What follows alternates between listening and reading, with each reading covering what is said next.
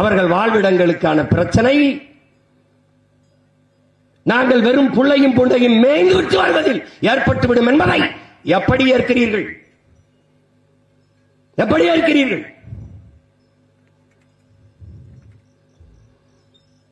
கடைசி மூச்சு வரை கத்தி கத்தி சத்தான இயற்கை வேளாண் விஞ்ஞானி, ஒரு வேளாண் பேரறிஞன் உங்கள் நம்மாழ்வார்.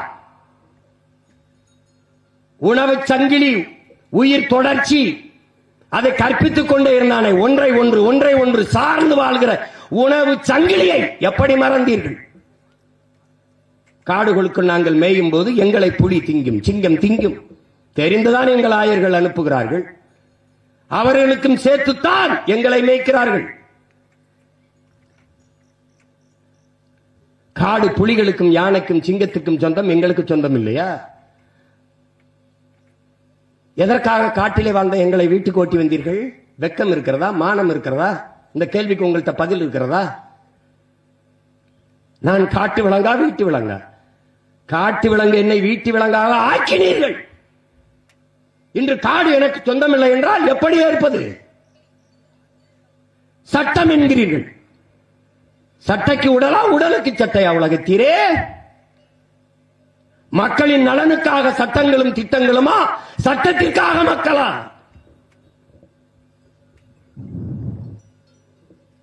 இதை குறிப்பாக அறிவார்ந்த தமிழ் சமூக மக்கள் நீங்கள் இதை ஏற்கிறீர்களா?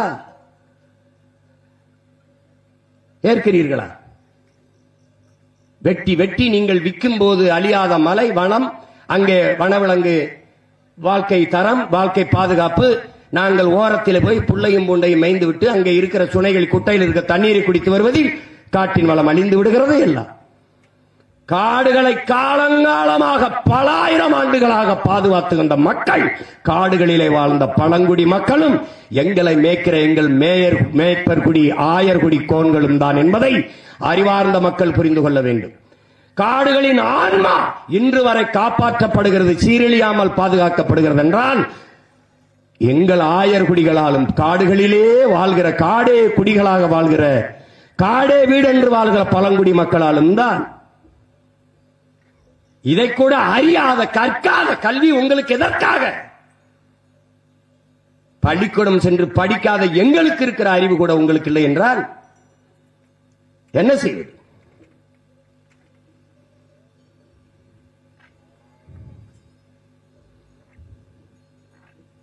அற்ப உயிர் என்று கருதுவது, எங்களை கேவலமாக பேசுவது. பள்ளிக்கூடத்தில் ஒரு மாணவனுக்கு படிப்பு சரியாக வரவில்லை என்றால் ஆசிரியர் பெருமக்கள் நன்றாக சொல்லிக் கொடுங்கள். அதற்குத்தானே ஊதியம், அதுதானே உங்கள் பணி. ஒரு முறை பதியவில்லை என்றால் திரும்ப மறுமுறை சொல்லிக் கொடுங்கள். மறுமுறை என்றால் மூன்றாவது முறை, நான்காவது முறை சிறப்பு பயிற்சி வைத்து கூட கற்றுக் கொடுங்கள். அதை விட்டுவிட்டு ஆடு மாடு மேய்க்கத்தான் லாயக்கு என்றால், ஆடு மாடு மேய்ப்பது அவ்வளவு இழிவு அவமானம் ஆகிவிட்டதா? ஆடும் மாடும் மேய்ப்பது அவமானம் அல்ல, வெகுமானம், வருமானம் என்பதை உணராதவரை உன் நாடு பொருளாதாரத்தில் வளராது, ஒரு மயிரையும் புடுங்காது. என்ன புரிதல் இருக்கிற உங்களுக்கு? அவ்வளவு அவமானம். ஆனால் வாரம் ஞாயிற்றுக்கிழமை ஆனால் கறிக்கடையில போய் நின்று 1/2 கிலோ கறி கொடுங்கள், எலும்பில்லாத நல்ல கறியாக கொடுங்கள், நெஞ்செலும்பு கறியாக கொடுங்கள். அதை எந்த நாக்கு கேட்கிறது? எங்கிருந்து வரும்? ஆடு மாடும் எங்கள் ஆயர்குடி மேய்க்கவில்லை என்றால் கரிபால் எங்கிருந்து வரும்? எங்கிருந்து வரும்? ஆடு மாடு மேய்க்க சொல்கிறார்கள். ஆடு மாடு அவ்வளவு அவமானமா? முல்லை நில தலைவன், ஆயர்குல தலைவன், முல்லை நில இறைவன் மாயோன் திருமாலும் பெருமாளும் கண்ணனும், கண்ணன் மேய்த்தது ஆடு மாடுகள். எங்களை கண்ணன், இறைவன் கண்ணன், பரமாத்மா கண்ணன் மேய்த்திருக்கிறார் எங்களை. இறை தூதர் நபிகள் நாயகன் மேய்த்திருக்கிறார் எங்களை. இறைமகன் இயேசுபிரான் மேய்த்திருக்கிறார் ஆடு மாடுகள் எங்களை. அப்படி என்றால் நீங்கள் ஆடு மாடுகளாகிய எங்களை கேவலப்படுத்துகிறீர்களா? பகவான் கிருஷ்ணரை அவமானப்படுத்துகிறீர்களா? அல்லது நபிகள் நாயகத்தை அவமானப்படுத்துகிறீர்களா? அல்லது இயேசுபிரானை அவமானப்படுத்துகிறீர்களா? அவ்வளவு இழிவாகிவிட்டதா? அவ்வளவு கேவலமானவர் என்றால் பால் குடிக்காதீர்கள், மோர் சாப்பிடாதீர்கள், குடிக்காதீர்கள், தயிர் திங்காதீர்கள், நெய் திங்காதீர்கள், வெண்ணெய் திங்காதீர்கள், கறி திங்காதீர்கள். அவ்வளவுதானே?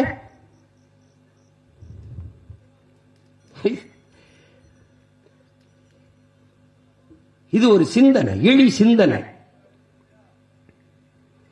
ஆடு மாடு மேய்ப்பது தொழில் அல்ல, எங்கள் வாழ்க்கை முறை, எங்களினுடைய பண்பாடு, எங்கள் வாழ்வியலோடு இயந்த கலாச்சாரம் அது.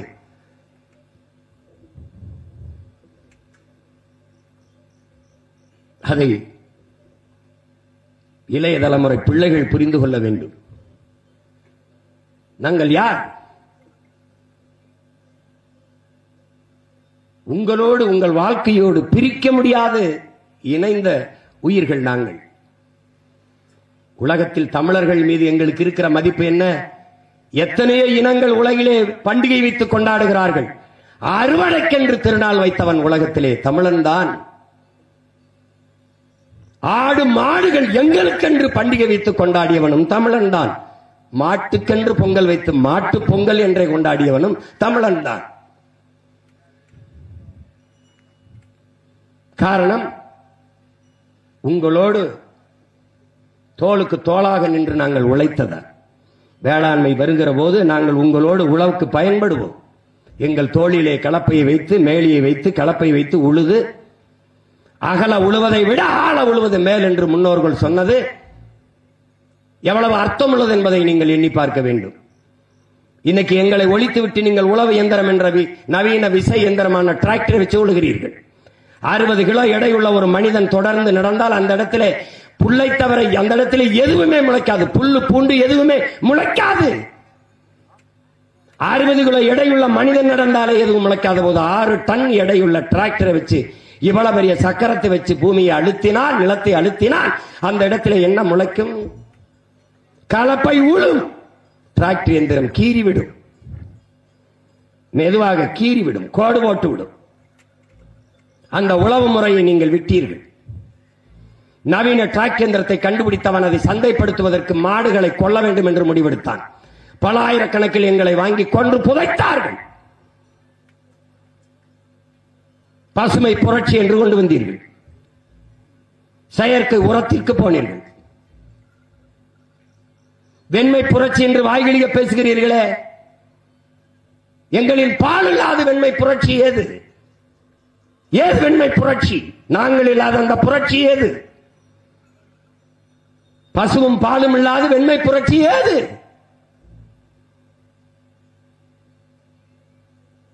உங்களோடு நாங்கள் உழுதோம். பிறகு விதைத்து அதற்கு உரமிட்டீர்கள். எங்கள் சாணமும் ஆடுகளின் புழுக்கையும் உரமானது, இயற்கை உரமானது.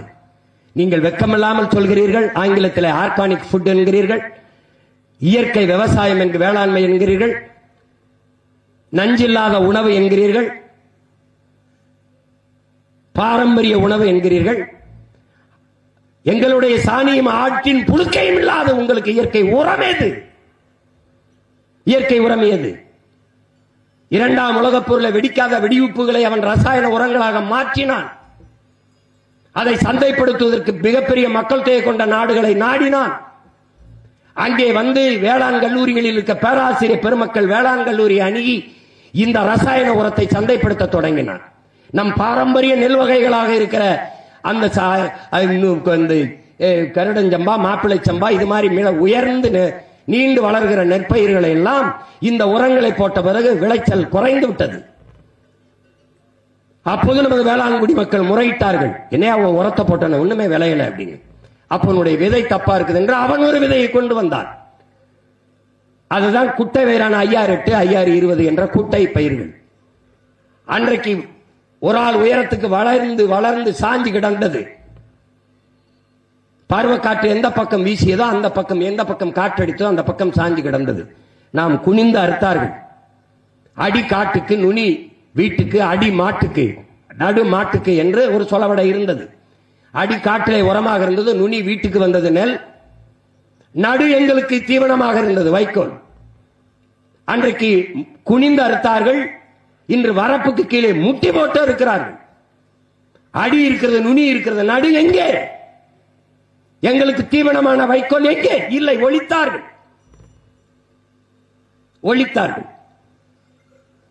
வரப்புயர நீர் உயரும், நீர் உயர நெல் உயரும், நெல் உயர குடி உயரும், குடி உயர கோன் உயரும், கோன் உயர கோன் உயர்வான் என்று அவை வாடினார்.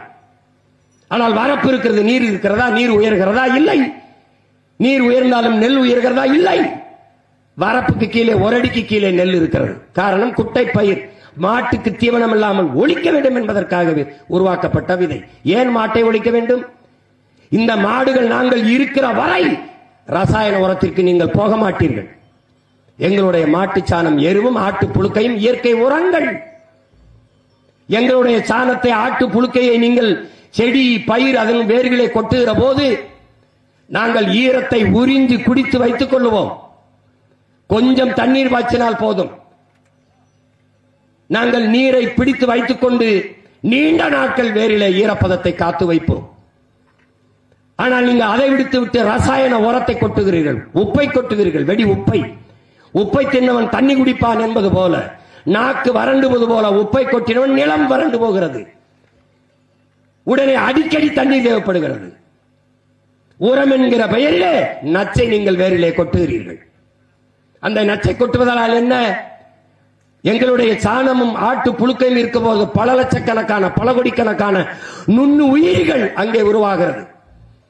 அவை அந்த நீரை தங்களின் உணவு தேவைக்கு எடுத்து அதை பயிருக்கு உணவாக, செடிகளுக்கு உணவாக மாற்றி கொடுக்கிறது. அந்த இடத்திலே நீங்கள் ரசாயன வெடியை, உப்பை கொட்டும் போது, இந்த வேதி உப்பை கொட்டுகிற போது அந்த நுண்ணுயிர்கள் செத்து போகிறது. அதனால் நிலத்தின் வளம் கெட்டு போகிறது. உங்க மண் மலடாகி போகிறது. இதையெல்லாம் காலங்காலமாக உங்களோடு வாழ்ந்த உங்களுடைய பெரிய தகப்பன் இயற்கை வேளாண் பேரறிஞன் கத்தி கத்தி செத்தானே, காதிலே விழவில்லையா? விழவில்லையா? நஞ்சில்லா உணவு, அதுவே நம் கனவு என்றான். மலை காடுகளுக்குள் எங்களை மேய்க்க விடவில்லை, சமநிலத்திலே அது எங்களை மேய்க்க விடுகிறீர்களா? சிப்பாடு தொழிற்சாலை, விமான நிலையம் கட்டுகிறோம், பேருந்து நிலையம் கட்டுகிறோம், வீடுகளை கட்டுகிறோம், எல்லாவற்றையும் பறித்து ஒரு விழுக்காடு தான் மேச்சலம் இருக்கிறது என்கிறார்கள். ஆக்கிரமிப்பாளன் எல்லாருமே அந்த ஒரு விழுக்காட்டை தான் குறிவைத்து ஆக்கிரமிக்கிறார். எங்களுடைய சாணம், எங்களுடைய கழிவு உரமாக இருந்தது. நீங்கள் சாண குழி, குப்பை கிடங்கு வைத்து 6 மாதத்திற்கு அதை மக்க வைத்து உரமாக்கி விளைநில காலங்களில், உழவு காலங்களில் நிலத்தில் கொண்டு கொட்டுவீர்கள். சுமந்து கொண்டு போய் நிலத்தில் கொட்டியது யார்? நாங்கள் தான். எங்கள் முதுகலை வண்டியை ஏற்றி அதிலே வெட்டி கொண்டு போய் நிலத்திலே கொட்டுவீர்கள். மறுபடி உழுவோம், நாங்கள் தான் உழுவோம். விளை வைத்து அறுவடை செய்வீர்கள். கட்டை யார் தூக்கி வருவார்? நாங்கள் தான் தூக்கி வருவோம். எங்கே? களத்திலே கொட்டுவோம், புனையல் அடிக்கிற இடத்திலே அடிப்பீர்கள். அடித்து எங்களை என்ன பண்ணுவீர்கள்? புனையலாக பூட்டுவீர்கள். எங்கள் காலால் மிதித்து நெல்மணிகளை உதிர்ப்போம். இதற்கெல்லாம் பரிசு எது? வைக்கோல். நெல்லை நீங்கள் எடுத்துக்கொண்டு வைக்கோலை தருவீர்கள். நெல்லை அவித்து அதை பிரிச்சு அரவையிலே கொடுத்து பிரிச்சு அரிசியை நீங்கள் எடுத்துக்கிட்டு தவிட்டை எங்களுக்கு தருவீர்கள். அரிசியை சமைச்சு உணவாக சாப்பிட்டு விட்டு பழைய கஞ்சி, மிச்ச கஞ்சி, எச்சி கஞ்சியை எங்களுக்கு தண்ணி தொட்டியிலே ஊத்துவீர்கள். வடிச்ச கஞ்சி இருக்கிற நீச்ச தண்ணி மிச்சத்தை தூக்கி எங்களுக்கு தொட்டியிலே ஊத்துவீர்கள். உங்கள் உணவிலே மிச்சத்தை நாங்களும் சாப்பிட்டு உங்களுக்கு, உங்களோடு உங்களாக உழைத்த உயிர்தான் நாங்கள் அற்ப மாடுகள் அல்ல, அரிய செல்வங்கள் அல்லதை நீங்கள் அறிய தவறினால் உங்களைப் போல பதர்கள் உலகில் எவரும் இல்லை. நீங்கள் ஒரு தற்சார்பு வாழ்க்கையை வாழ்ந்து கொண்டிருந்தீர்கள். தற்சார்பு பொருளாதாரத்தை, எவனையும் சார்ந்து வாழாத வாழ்க்கையை நீங்கள் வாழ்ந்து கொண்டிருந்தீர்கள். இப்போது இது எல்லாத்தையும் விடுத்து ஆடு மாடுகளை இந்த எங்களை கொன்றுவிட்டால் நாங்கள் இருக்கிற வரை நீங்கள் செயற்கை உரத்திற்கு செல்ல மாட்டீர்கள். அதனால் எங்களை அழிக்க வேண்டும், நாட்டு மாட்டு இனத்தையே ஒழிக்க வேண்டும். அதற்கு அவன் முதலில் போட்ட திட்டம் ஜல்லிக்கட்டுக்கு தடை. இந்த மாடுகள் இருக்கும் வரை நாட்டு பாட்டு இனப்பெருக்கம் தொடர்ந்து கொண்டே இருக்கும். இப்ப இந்த மாடுகளின் மீது, காளைகளின் மீது அக்கறை இருப்பது போல இதை வதை என்று சொல்லி இதை ஒழிக்க முடிவு பண்ணார். அதையும் போராடி தகர்த்தவர்கள் உங்கள் முன்னால் நின்று இவ்வளவு நேரம் பேசிக் கொண்டிருக்கிற இந்த மகன் தான். நாட்டு மாடு என்றால் என்ன? நாட்டு மாட்டின் பால் A2 வகை, எருமை மாட்டுப்பாலின் ஏட்டு வகை, அது தாய்ப்பாலும் ஏட்டு வகை, மாட்டுப்பாலும் ஏட்டு வகை. நீங்கள் வைத்திருக்கிற சீமப்பசின் மாட்டு தரம் A1. பாலே இல்லாத ஒன்றை A1 என்று, நமக்கு 1 என்பது நம்பர் 1 என்பதா பிடிக்கும். அதனால் தரமற்றதை 1 என்றும் தரமானதை 2 என்றும் மாற்றி மண்டைக்கிலே ஏற்றினார்கள். இன்னும் முழுமையாக ஜல்லிக்கட்டுக்கு தடை நீங்கவில்லை. ஜல்லிக்கட்டுக்கு போராடிய பிள்ளைகளின் மீது போடப்பட்ட வழக்கு இன்று வரை நீக்கப்படவில்லை, அப்படியே இருக்கிறது.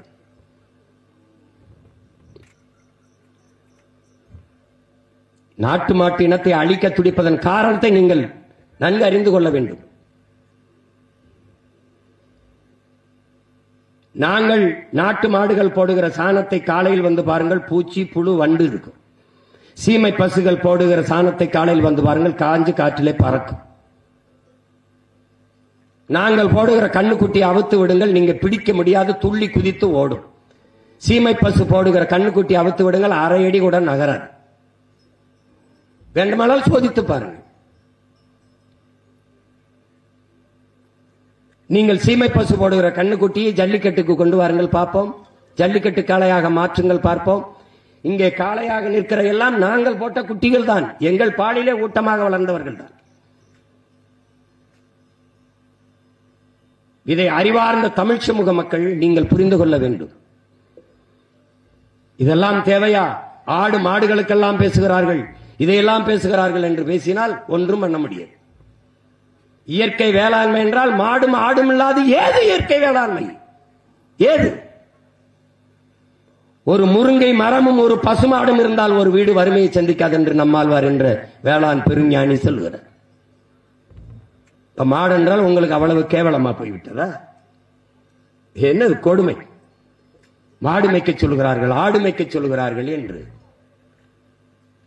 அவர்கள் எல்லாம் டாக்டராகி விடுவார்கள், மருத்துவராகி விடுவார்கள், மருத்துவராகி விடுவார்கள், IAS IPS ஆகி விடுவார்கள், பொறியாளர்கள் ஆகி விடுவார்கள். சோத்துக்கு மண்ணை திம்பார்கள், மாட்டு சாணியை திம்பார்கள். சோத்துக்கு என்ன செய்வார்கள்? டாக்டர் ஆகிவிட்டார், பசிக்கும் போது ஒரு ஊசி 2 மாத்திரையை சாப்பிட்டு விட்டு படுத்து விடுவாரா? என்ன செய்வார்? என்ன செய்வார்?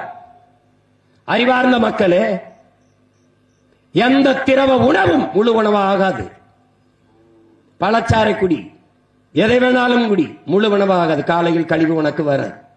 நீ தாயின் மார்பிலே 2 ஆண்டுகள் வெறும் பாலை மட்டும்தான் குடித்தாய், கழிவு வரும். காரணம் பால் முழு உணவு, முழு புரதச்சத்துள்ள உணவு. அதுபோல மாட்டு பாலை குடி, முழு உணவு, காலையில் கழிவு வரும். பசியோடு படுக்க போகிறது உன்னை பெற்ற தாய் ஒரு கோலை பாலை குடித்து விட்டு போய் என்று சொன்னால் பால் முழு உணவு. பால் இருக்கிற நாடு பசியை காணாது, பசியவே எதிர்கொள்ளாது, சந்திக்காது.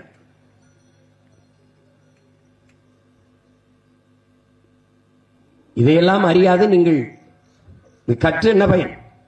நோய்பட்டு மருத்துவர் இடத்திலே போய், ஒரு நோயாளி இடத்திலே, டாக்டர் இடத்திலே போய் ஒரு நோயாளி உட்கார்ந்தால் அவர் கேட்பார்,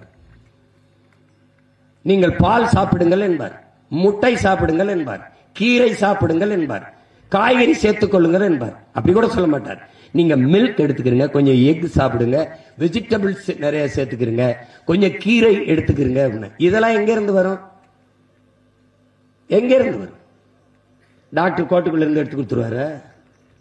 எங்க ஆத்தால காட்டுல விவசாயம் பார்க்கணும், என் ஆடு மாடு அவனோட சேர்ந்து உழைக்கணும், பால் வரணும்னா யாரும் மேய்க்கணும்.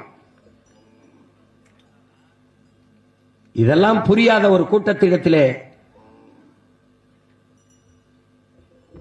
பேசி பயன் என்ன இருக்கிறது? பயன் என்ன இருக்கிறது? அறிவார்ந்த தமிழ் சமூக பிள்ளைகள் புரிந்து கொள்ள வேண்டும். ஒரு நாட்டிலே மருத்துவர்களுக்கு அதிக மதிப்பு இருக்கிறது என்றால் அந்த நாடு நோயுற்ற சமூகமாக, நோயுற்ற நாடாக, நோயாளிகளை அதிகம் கொண்ட நாடாக மாறிக்கொண்டிருக்கிறது என்று பொருள். ஒரு நாட்டிலே வழக்கறிஞர்களுக்கு, காவல்துறைக்கு, நீதிபதிக்கு அதிக மதிப்பு இருக்கிறது என்றால் அந்த நாடு குற்ற சமூகமாக, குற்றவாளிகளை அதிகமாக கொண்ட நாடாக மாறிக்கொண்டிருக்கிறது என்று பொருள். எந்த நாட்டிலே உணவளிக்கிற உழவர் குடி, உழவு இல்லை என்றால் உணவு இல்லை, உணவு இல்லை என்றால் உயிர்கள் இல்லை, உயிர்கள் இல்லை என்றால் உலகம் இல்லை. அதனால்தான் உங்கள் பிள்ளைகள் உழவை மீட்போம் உலகை காப்போம் என்ற முழக்கத்தை முன்வைத்தோம். இங்கே கூட உழவே தலை என்று எழுதி வைத்தோம். இந்த மாநாட்டை கூட எங்களின் உழவர் பாசறை தான் நடத்தி கொண்டிருக்கிறது. உழவர் குடி என்றைக்கு போற்றப்படுகிறானோ சுழன்றும் ஏற்பினது உலகம், அதனால் உழந்தும் உழவே தலைங்கிறான். உழுதுண்டு வாழ்வாரே வாழ்வார், மற்றெல்லாம் தொழுதுண்டு பின் சொல்லுவருங்கிறான் வல்வ பெருமகனார் தன் மறைமொழியிலே. உழுவார் உலகிற்காணி அக்தாச்சாது எழுவாரை எல்லாம் பொறுத்து. இருந்தோம்பி இல்வாழ்வதெல்லாம் விருந்தோம்பி வேளாண்மை செய்தர் பொருட்டு. உழவினார் கைமடங்கின் இல்லை விளைவதும் விட்டேம் என்பார்க்கும் நிலை. பற்றற்று போன ஞானி துறவிகள் கூட உழவன் கைமடங்கி படுத்து விட்டால் வாழ முடியாது என்கிறான். அந்த உழவன் போற்றப்பட வேண்டும். ஒரு நாடு நல்ல நாடு என்றார். ஆசிரிய பெருங்குடி மக்கள் போற்றப்பட வேண்டும். எந்த நாட்டிலே உழவர் குடிக்கும் ஆசிரிய பெருமக்களுக்கு மதிப்பு இருக்கிறதோ அந்த நாடுதான் பசியின்றி நலமாக வாழ்கிறது, அறிவி பசி கொண்டு அடைகிறது. ஆசிரிய பெருமக்களை போற்றுகிற நாடு அறிவார்ந்த சமூகமாக வாழுது வளர்கிறது என்று பொருள்.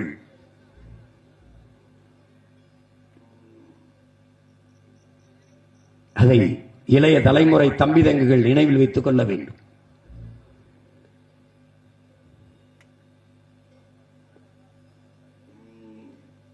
தற்சார்பு பொருளாதாரத்திலே, சிற்றூர்களின் பொருளாதாரத்திலே, கிராமப்புற பொருளாதாரத்திலே முழுமையான பங்கு வகிப்பது வேளாண்மை. வேளாண்மை சார்ந்த கால்நடை வளர்த்தல். மேய்ச்சல் நிலங்களில் மேய்ச்சல் புறம்போக்கு என்று இருந்தது இல்லை. எத்தனை நாடுகளுக்கு நீங்கள் செல்கிறீர்கள்? அருகில் இருக்க கேரளாவுக்கு செல்லுங்கள். காடுகள் இருக்கும், நீர்த்தேக்கங்கள் இருக்கும். அங்கே ஆடு மாடுகள் நீர் குடிக்கும், கொக்கு குருவிகள் மேய்ந்து கொண்டிருக்கும். பிறகு மேய்ச்சலுக்கென்று காடுகள் இருக்கும். அருகில் இருக்க கேரளாவிலே இருக்கிறது.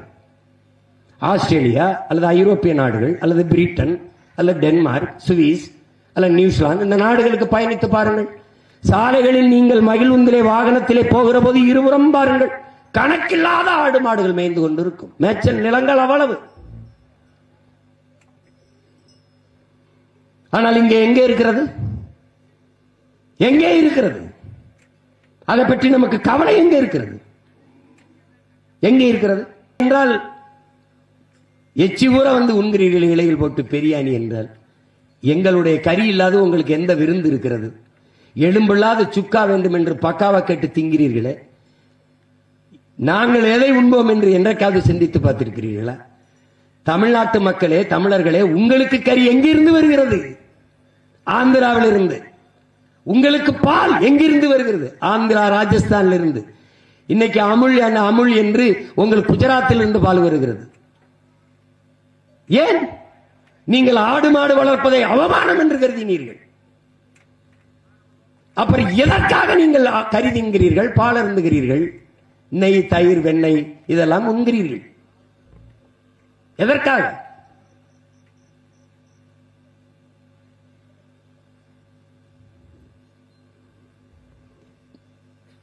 ஆடு மாடு வளர்ப்பதை அரசு பணியாக்கும் என்றால் சிரிக்கிறீர்கள். இந்த மண்ணிலே ஒரு மகத்தான தலைவன் இருந்தான், காமராஜர் என்று. அவன் மாதவரத்திலே பால் பண்ணை கொண்டு வந்தான். அங்கு வேலை பார்த்த எல்லாரும் அரசு வேலை தானே பார்த்தீர்கள். அப்போது ஆடு மாடு வளர்த்தா அது என்ன பால் விற்கிறது, நாங்கள் வரமாட்டோம் என்று. டாஸ்மார்க்கில் சாராயம் ஊத்தி கொடுக்கிற, சரக்கு ஊத்தி கொடுக்கிற வேலையை அரசு வேலை என்று பார்க்கிற நீங்கள் உலகத்திற்கு உணவு கொடுக்கிற, பால் கொடுக்கிற, கறி கொடுக்கிற எங்களை வளர்ப்பது அவமானம் என்று நினைக்கிறீர்கள். எவ்வளவு பெரிய கொடுமை! ஆடு மாடுகள் எங்களுக்கு வைத்தியம் செய்கிற மருத்துவர், விலங்கியல் மருத்துவர் அரசு மருத்துவராக இருக்கலாம். ஆனால் ஆடு மாடு மேய்க்கிற எங்கள் மேய்ப்பர்கள் அரசு பணியாளர்களாக, அரசு ஊழியர்களாக இருக்கக்கூடாது என்றால் எப்படிப்பட்ட மனநிலை உங்களுடையது? எப்படிப்பட்ட மனநிலை? பொறியியல் படிக்க வேண்டும் என்கிற, படித்துவிட்டு தமிழ்நாட்டு சட்டசபையிலே படித்தது இருக்கிறது. 400 பேர் வாயில் காவலர் வேலைக்கு விண்ணப்பித்திருக்கிறார்கள் என்று, வாட்ச்மேன் வேலைக்கு. சந்தேகம் இருந்தால் செய்தி பதிவில் இருக்குது, போட்டு பாருங்க. பல லட்சக்கணக்கானவர் வேலையின்றி வீதியிலே திரிகிறார்கள்.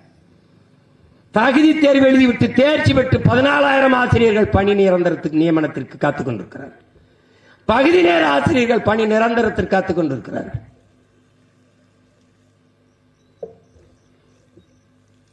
சாப்ட்வேர் இண்டஸ்ட்ரியின் பிதாமகன் பில் கேட்ஸ் 2,20,000 ஏக்கர்ல வேளாண்மை செய்கிறான் அமெரிக்காவில்.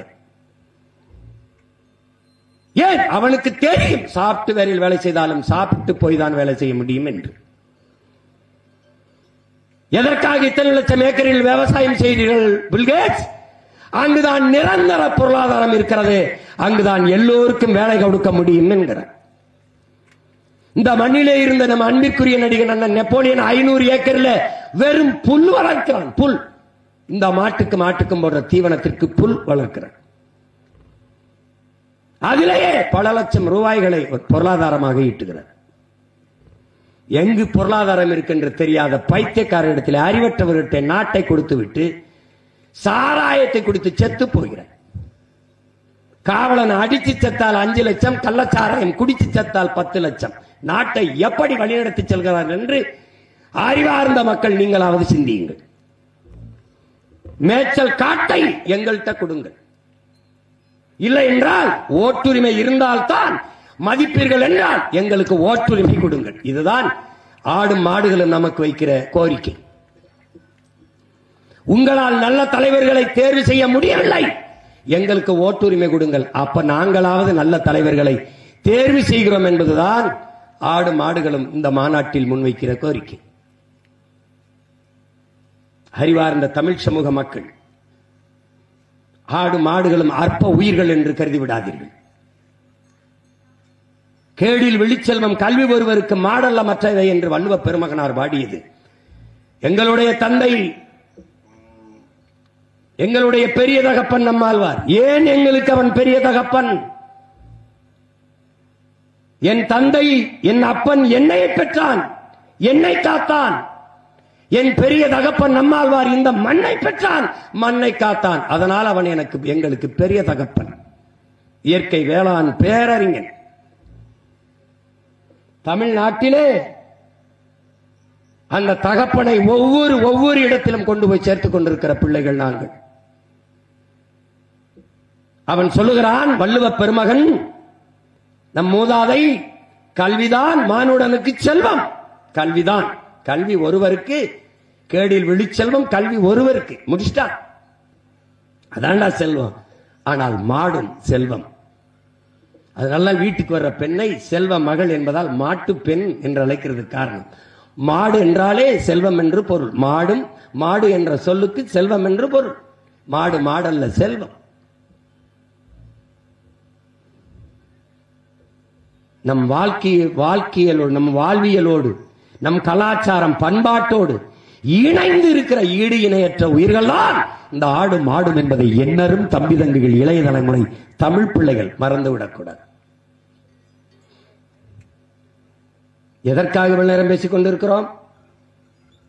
அவன் என் பாட்டன், என் தாத்தன், என் அப்பன், அவர் என் அண்ணன் நம்மோடு உழைத்து நமக்கு உணவை தந்தான். நம் நெல்லுக்கும் செடிக்கும் எல்லாற்றுக்கும் உரத்தை தந்தான். நம் தாய் நமக்கு ஓரிரு ஆண்டுகள் பால் ஊட்டினால் இன்று வரை நம்முடைய பசு மாதா, பசு தாய், கோ மாதா நமக்கு பால் ஊட்டி கொண்டிருக்கிறார். அந்த தாய்க்கு நாம் செய்ய வேண்டிய கடமைக்காகத்தான் அவளுக்காக, அவளுடைய மேய்ச்சலுக்காக நிலம் வேண்டும் என்று நாம் போராடி கொண்டிருக்கிறோம்.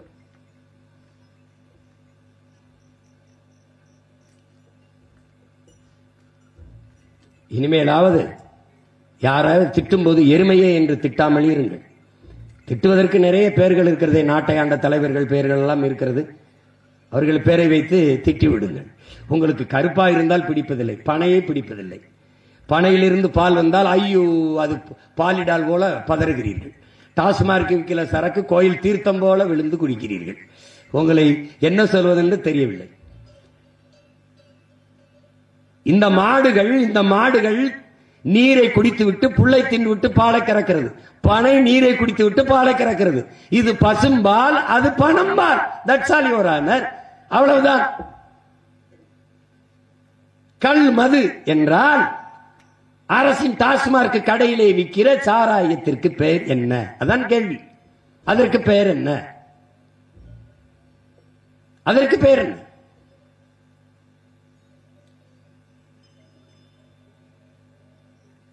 இவர்கள் நம்மளோடு தர்க்கத்திலே வாதிட்டு வெல்ல வரமாட்டார்கள், மோத வரமாட்டார்கள். வாதத்தில் தோற்பவன் அவதூறை கையில் எடுப்பான் என்பார்கள். இவர்கள் அவதூறை கையில் எடுப்பார்கள். இப்போது இவர்கள் பேசுகிற பேச்சென்ன? இதெல்லாம் தேவையா? ஆடு மாடுகளுக்கெல்லாம் மாநாடு தேவையா? நாம் பிஜேபி வந்துவிடக் கூடாது என்று மோதி கொண்டிருக்கும் போது, சண்டை போட்டுக் கொண்டிருக்கும் போது ஆடு மாடுகள் மாநாடு தேவையா? யாரு சண்டை போடுறா? திமுக. எதுக்கு? பிஜேபி உள்ள வரக்கூடாதுங்கிறதுக்கு. இந்த ஈடி ரைடு வரும்போது ஓடி போனது யாரு? நம்மளா பிஜேபி இவங்களா? ஈடி ரைடு வந்தபோது எதிர்த்து போராடி நிறுத்தினீர்களா, இல்ல நேர போய் பார்த்து கெஞ்சி கொஞ்சி நிறுத்தினீர்களா? ரைடு வந்தாரு தெரியுது, வந்தாங்க தெரியுது. அமலாக்கத்துறை சோதனை வந்தது, ஈடி ரைடு வந்தது. என்ன ஆனது? ஏன் அப்படி சத்தமெல்லாம் நின்றுச்சு? இடையில் நடந்தது என்ன? எல்லாரும் கேட்டுப்பாரு. இன்னும் இவர்கள் நம்ப சொல்லுகிறார்கள் நாங்கள் பிஜேபியை வரவிடாமல் எதிர்க்கிறோம். எங்கே இருக்கிறது பிஜேபி? எங்கே இருக்கிறது? திமுகவோடு பல கட்சிகள் கூட்டணி வைத்திருக்கிற போது அதிமுகவோட அது ஒரு கட்சியா ஓரத்தில் நிக்குது. அது வந்துரும். இது ஒரு கண்ணுக்கு தெரியாத எதிரி அடிக்க ஊரை திரட்டி ஓடின கதையா இவங்க 60 இதே பூச்சாண்டியை காட்டிக்கொண்டே இருக்கிறார்.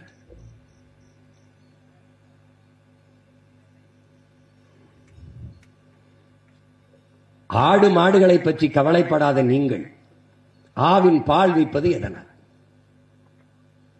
ஆவின் பால் விற்கிற அரசிடத்திலே நாங்கள் எழுப்புகிற கேள்வி, ஆ எங்க? ஆ என்றால் பசு, கோ என்றாலும் பசு. உங்களுக்கு தெரியுமா என் உடன் பிறந்தார்களே? உங்களுக்கு தெரியுமா? தமிழ்நாட்டில் பால் பொட்டணத்தில் எடுத்து பாருங்கள். முழுக்க முழுக்க ஆங்கிலத்திலும் தங்கிலீஷிலும் இருக்கிறது. முதலில் மாட்டு மடுவை போட்டு பால் பொட்டலம் இருந்தது. இப்போது ஐயா கருணாநிதி அவர்கள் படமும் ஐயா ஸ்டாலின் படமும் இருக்கிறது. பால் அப்ப எங்கிருந்து வருகிறது? உங்களுக்கு எங்கிருந்து வருகிறது? அதை நாம் திட்டிய பிறகு எடுத்தார்கள்.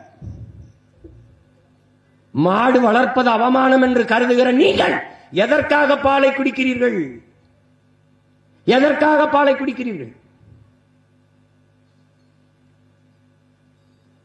பால் இல்லாது கறி இல்லாது விருந்தேது?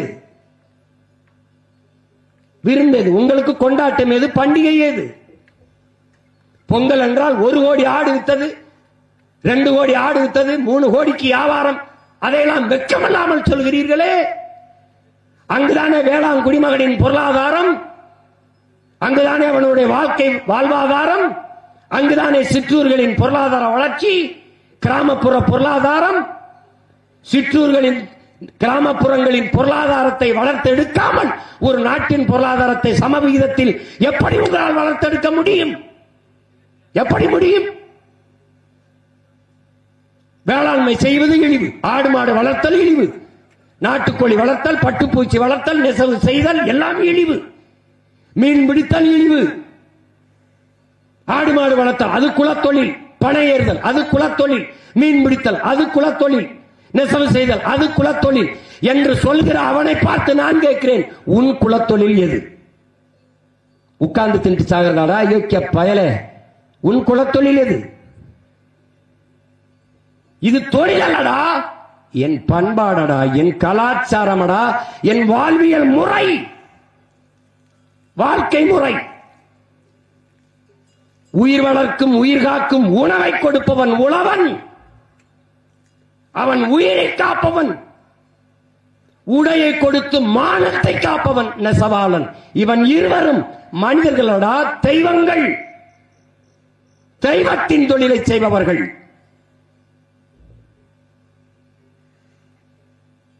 அதை புரிந்து கொள்ள வேண்டும். மாயோன் மேய காடுரை உலகு, வேந்தன் மேய தீம்புணல் உலகு. எங்கள் தொல்காப்பியம் பாடுகிறது.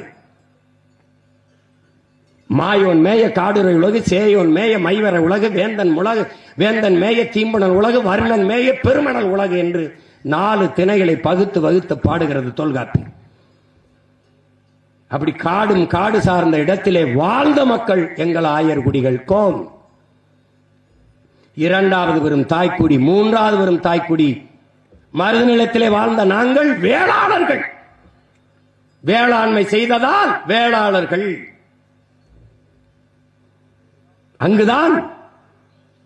அங்குதான் கலை, இலக்கியம், பண்பாடு, பாட்டு, இசை, கூத்து எல்லாம் உருவானது. அங்குதான் அரசாண்டோம். அங்குதான் நாங்கள் பாண்டியர்களானோம். சாதாரணமாக இருப்ப ஒருவன் அமைச்சராகிவிட்டால் மாண்புமிகு அமைச்சர் என்றாவது போல நாங்கள் அரியணை ஏறி அரசாட்சி செய்கிற போது பாண்டியர்கள் என்றானோம்.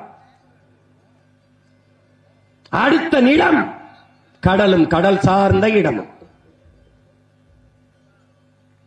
அந்த இடத்தில் வாழ்ந்த மக்கள் பறந்து விரிந்த கடற்பரப்பிலே வாழ்ந்ததால் நாங்கள் பறந்தவர்கள் என்று அழைக்கப்பட்டோம். மீனை பிடிப்பது வேலையாக இருந்ததால் மீனவர்கள் என்று அழைக்கப்பட்டோம். அது காரண பெயர், குடிப்பெயர் அல்ல. குடிப்பெயர் பறந்தவர்கள். எங்கள் குடிப்பெயர் ஆயர். குறிஞ்சி நிலத்திற்கும் மருத நிலத்திற்கும் இடையே வாழ்ந்த மக்கள் என்பதால் இடையர்கள் என்று அழைக்கப்பட்டோம். அது காரண பெயர், குடிப்பெயர் அல்ல. குடிப்பெயர் கோன், அரசர்கள் என்று பொருள். நீ குறவன் என்றால் இழி சொல் என்று நினைத்துக்கொள். நாம் எல்லோருமே குறவர் குடி மக்கள், குறப்பைய மக்கள் என்பதை அறிவார்ந்த தமிழ் சமூக தம்பிதங்கள் மறந்துவிடக்கூடாது. ஆதிக்குடி குறக்குடி. இதனுடைய நிலை, கொடிய நிலை என்ன? இன்றைக்கு பழங்குடி மக்களாக இருக்கிற, தொல்குடி மக்களாக இருக்கிற குறவர்கள், இருளர்கள், இவர்களுக்கெல்லாம் இன்று வரை சாதி சான்றிதழ், குடி சான்றிதழ் பெற முடியாத நிலையில் நிற்கிறார்கள். இந்த ஆதிக்குடிகளுக்கு இருக்கிற அரசியல் இடம் 2 எஸ்டிக்கு 2 இடம் தான். 42 இடம், 2 இடம் கூட்டல் 44, 2 இடம். ரேஷனிலே, பங்கீட்டு கடையிலே, பகிர்வு கடையிலே 10 கிலோ அரிசி ஒரு குடும்ப அட்டைக்கு இலவசம். ஆனால் குடும்ப அட்டை இல்லையே. அப்படி சாதி சான்றிதழ், குடி சான்றிதழே இல்லாதவனுக்கு எந்த சலுகை சென்றடையும் என்பதை அறிவார்ந்த தமிழ் சமூக மக்கள் சிந்தித்து பாருங்கள். சமூக நீதியை நிலைநாட்டியவர்கள், எல்லோருக்கும் எல்லாம் என்று வெற்றி முழக்கமிடுகிற இவர்கள் குடி சான்றிதழை கொடுக்கல. இன்றும் காட்டு நாயகர்களுக்கு, இருளர்களுக்கு, போயர்களுக்கு, ஒற்றர்களுக்கு, பல குடிகளுக்கு. திருவண்ணாமலையிலே போராடி 3000 குறவர் குடிக்கு சாதி சான்றிதழ் பெற்றுக் கொடுத்த மகன் என்கிற பெருமிதத்தில் திமிரில் இதை பதிவு செய்கிறேன். இந்த 4 குடிகள் வேற வேற குடிகள் இல்லை. போற்றுதற்குரிய பெருமகன் கவிக்கோ அப்துல் ரஹ்மான் அவர்கள் பெருமிதத்தோடு நில்லுங்கள், தமிழ் குடி, இந்த 4 குடிகள் தான் உலகம் உயிர்த்திருக்கிறது என்று. முதல் குடி குறவர் குடி, 2வது குடி ஆயர் குடி, 3வது குடி வேளாளர் குடி, 4வது குடி கடலும் கடல் சார்ந்த நிலத்தில் வாழ்ந்த பரதவர் குடி. அந்த நிமிர்வு நமக்குள் வர வேண்டும். ஆடு மாடுகளை மேய்க்கவர்கள் தடை போட்டால் என்ன? நமக்கு ஒரு காலம் வருகிறது, கணக்கில்லாத மேய்ச்சல் நிலங்களை உருவாக்குவோம். தரிசு நிலம் என்று சொல்லக்கூடாது, மேய்ச்சல் நிலம் என்றுதான் இனி வருங்காலங்களில் சொல்ல வேண்டும். மேய்ச்சல் நிலம் அது ஆடு மாடுகளுக்கான சொந்த நிலம், அவர்களுடைய மேய்ச்சல் நிலம். கணக்கில்லாத மேய்ச்சல் நிலங்களை இந்த நிலத்திலே நாம் உருவாக்க வேண்டும். இன்றைக்கு கோரிக்கை வைத்து போராடுகிறோம். இந்த தடையை தகர்க்க இந்த பிள்ளைகளுக்கு வழி இல்லை. அதனால் ஆகஸ்ட் 3ஆம் தேதி இதே மலையிலே, தேனி மேற்கு இந்த மலையிலே ஆயிரக்கணக்கான மாடுகளை ஓட்டிக்கொண்டு நாங்களே, குறிப்பாக நானே மேய்க்க செல்வேன். இந்த தடையை தகர்ப்பேன், போராடி தகர்ப்பேன். இழந்துவிட்ட உரிமையை பிச்சை கட்டு பெற முடியாது, போராடித்தான் பெற்றாக வேண்டும் என்று புரட்சியாளர் அண்ணல் அம்பேத்கர் நமக்கு கற்பித்திருக்கிறார். எங்களுக்கு இருக்கிற ஒரே வழி, அதிகாரமற்ற எளிய பிள்ளைகள் எங்களுக்கு இருக்கிற ஒரே வழி, இறுதி வழி, போராடி போராடி தகர்ப்பது ஒன்றுதான். ஒவ்வொரு நாளையும் உணதாக்கு, எவரையும் சம உணர்வுடன் சந்தி. நீ பட்டறை கல்லானால் அடி தாங்கு, நீயே சம்மட்டி ஆனால் ஓங்கி அடி என்கிறார் நம்முடைய அறிவியல் அடையாளம் ஐயா அப்துல் கலாம் அவர்கள். நாங்கள் பட்டறை கல்களாக இருந்து பல ஆயிரம் ஆண்டுகளாக அடி வாங்கிவிட்டோம். இப்போது சம்மட்டியாக மாறி அடித்து நொறுக்க வேண்டிய தேவை வந்துவிட்டது. அந்த சம்மட்டி அடியைத்தான் ஆகஸ்ட் 3ஆம் தேதி எந்த தடை இருக்கிறதோ, எந்த வனக்காவலர் அவரை மலையில் இருந்து நுழைய விடாமல் கீழே தோள்பட்டை பிடித்து தள்ளினாரோ, அதே அடிவாரத்திலே பிரபாகரன் மகன் இந்த வீரன் அழகுமுத்துக்கோனின் பேரன் அந்த இடத்தில் இருந்து மாட்டை ஓட்டிச் செல்கிறேன். எவர் தடுப்பார் என்று பார். வழக்கு இல்லை என்றால் விடியாது கிழக்கு என்ற கோட்பாட்டை கொண்டவர்கள். தடை என்றால் அதை உடை, சிறை என்றால் அதை நிறை. இதுதான் எங்கள் கோட்பாடு. இதற்கெல்லாம் அஞ்சுகிறவன் ஒரு வீர மறவனாக, ஒரு போராட்டக்காரனாக இருக்கவே முடியாது.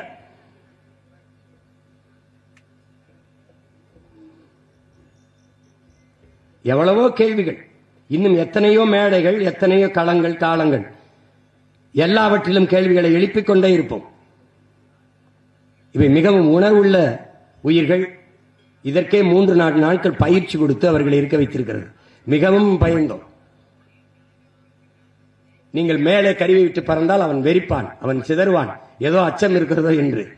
அதனால் தான் நாங்கள் ரொம்ப கவனமாக, அதிகமாக யாரையும் பேச விடாமல் சுருக்கமாக பேசி இந்த கருத்தை பதிவு செய்ய வேண்டும் என்று. இது ஒரு கோரிக்கை, அரசு கவனத்தில் எடுத்து அந்த மற்ற மாநிலங்கள் இருப்பது போல எங்களுக்கு மேய்ச்சல் உரிமையை கொடுக்க வேண்டும். நீங்க சொல்லுகிறதெல்லாம் ஒண்ணு புலி புலிக்கு எங்க மாடால இடையூறு வந்துரும்னு அதெல்லாம் சொல்லிட்டு இருக்கிறத நம்புறதுக்கு நாங்க தயாரா இல்ல. சான்றுகளோடு நீங்க தான் நிரூபிச்சிருக்கீங்களா? அறிவார்ந்த தமிழ் சமூக மக்கள் எங்களுடைய போராட்டத்தில், மாடு ஆடுகளின் மாநாட்டில் அவர்கள் எழுப்பிய கேள்விகள் உங்களுக்கு நியாயம் என்று பட்டால் எங்கள் பக்கம் நில்லுங்கள். இல்லை என்றால் எப்போதும் போல எங்களை புறந்தள்ளுங்கள். ஆனால் நாங்கள் இறுதி வரை உறுதியாக நின்று போராடி உரிமையை பெறுவோம். மேய்ச்சல் நிலம் எங்கள் உரிமை, அதை போராடி பெற வேண்டியது எங்கள் பிறவி கடமை என்றுதான் இந்த ஆடு மாடுகளின் மாநாட்டை நடத்தி கொண்டிருக்கிறோம். இங்கே எங்கள் ஆயர் குடிகள் தான் ஆடு மாடு மேய்க்கிறார்கள் என்று எண்ணுவது தவறு.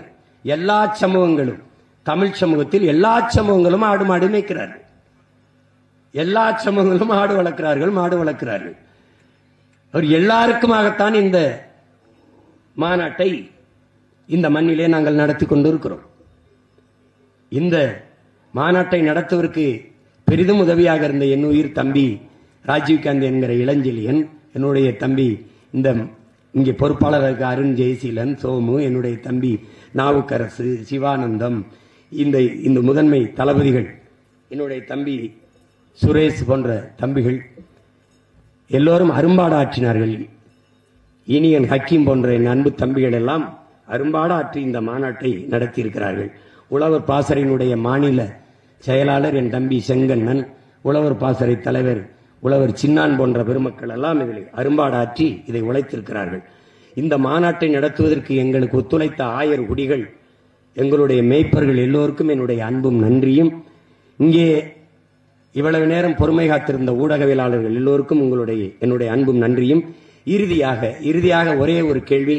என்னரும் பசுமாதா என்னையே முறைத்து பார்த்து கொண்டிருக்கிறாள்.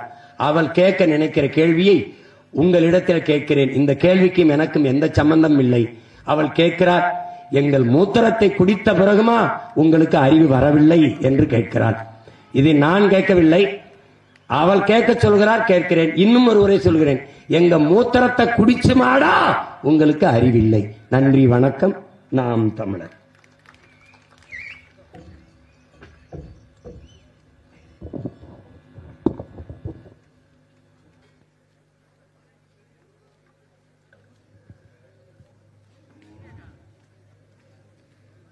தேனி மாநகரில் மாடு மேய்க்க சென்ற போது வனக்காவலரால் தள்ளிவிடப்பட்ட ஐயா சன்னாசி அவர்கள் மாடு மேய்க்கும் போராட்டத்தை நடத்தவிருக்கின்ற அண்ணன் சீமான் அவர்களுக்கு மாடு மேய்க்க கோல் கொடுத்து அந்த போராட்டத்தை துவங்கி வைக்கிறார்.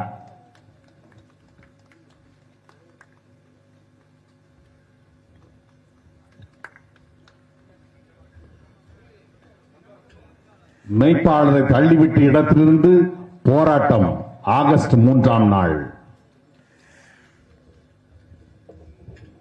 எந்த இடத்திலே அவரை கீழே தள்ளி அவமதித்தார்களோ அதே இடத்திலே ஆகஸ்ட் 3ஆம் தேதி பலாயிரக்கணக்கான மாடுகளை ஓட்டிக்கொண்டு போய் அவர்களுடன் நாங்கள் மலையேறி மாட்டை ஆட்டை மேய்ப்பது என்று முடிவெடுத்திருக்கிறோம். நாடு உங்களது என்றால் காடு எங்களது, மேய்ச்சல் நிலம் எங்கள் உரிமை, அதை போராடி பெற வேண்டியது எங்களின் கடமை.